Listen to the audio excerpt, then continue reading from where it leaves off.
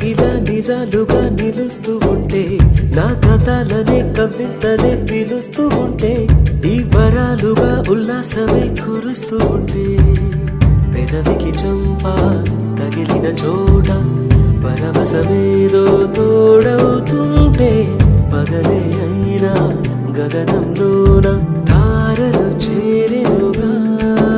నిజంగా నేనేనా ఇలా నీ జతలో ఉన్నా, ఇదంతా